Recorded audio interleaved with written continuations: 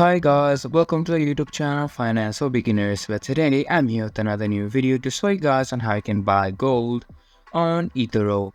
To do so, first of all, just log in into your Etoro account like I already did. And after logging in into your Etoro account, simply go on to discover, or you can just easily search for gold right here on the search box. Go onto the search box and search for gold right here. You can see that all of these options pop up. From here, the gold option is the right one.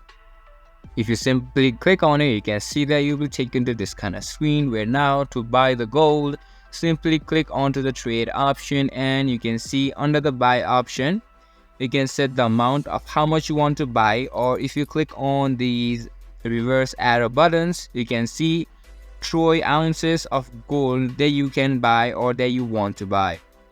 You can also set your settings or your leverage right here, and after setting all of your configurations, click on buy and you'll be able to buy gold.